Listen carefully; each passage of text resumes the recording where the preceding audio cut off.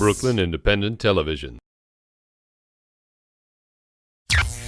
Next, Fred Brown introduces us to a young Williamsburg man whose life was impacted by an act of senseless violence, and learns how that cowardly act has mobilized the community to say never again.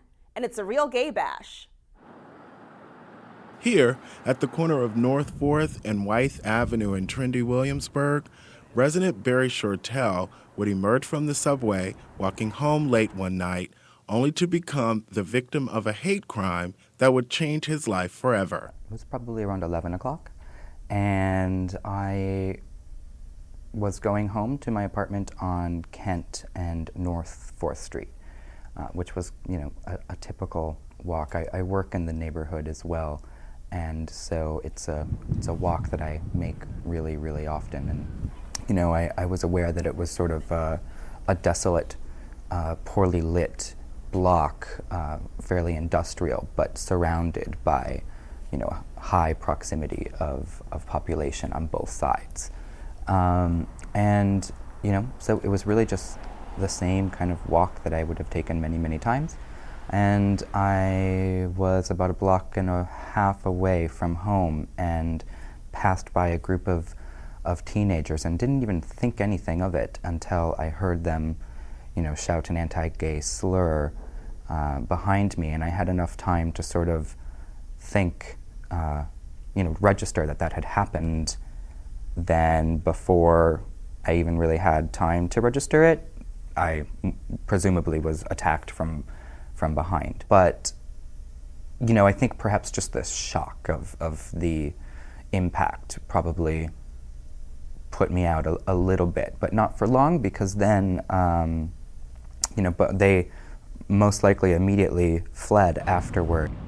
One of my regular customers was actually helped drag him into the lobby of our building that we're attached to, and helped stay with him till the police arrived. So it's a personal incident. Yeah. So, and that's someone the person was someone I talk to all the time, and it's just like so freaky that he witnessed that, and it was like so close to home. You're a resident. You live in the neighborhood. What's your reaction to that? Well, I hadn't even heard about it, so I'm really shocked, because I walk around this neighborhood, at all hours, and I'm very comfortable.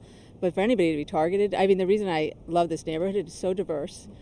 A lot of the old neighborhood is still here, and a lot of the old neighborhood doesn't like a lot of liberal people around. So I don't know that it's necessarily a gay, lesbian issue. I think it's more an issue of people coming into the neighborhood and charging more rent. When a truck sort of drove by and was harassing me and a friend of mine, I'm straight, but they definitely thought that we were gay or made remarks. Really a response of my family and friends who understood the severity of the situation and started to be very proactive about setting things up to assist me with that. And one venue that took immediate action is Blackout, a local bar that Barie frequents.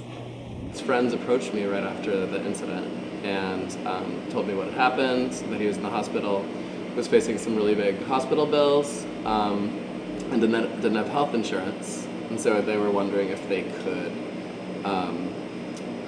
with us, throw together a benefit for him to help raise some money for his bills, and it turned out to be very, very successful.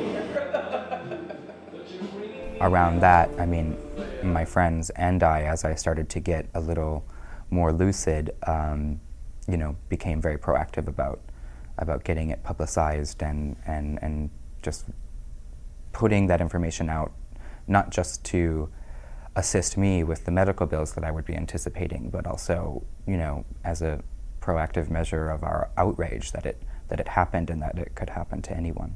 For Brooklyn Review, I'm Fred Brown. Watch this and other Brooklyn Independent Television episodes online at breakartsmedia.org/BIT.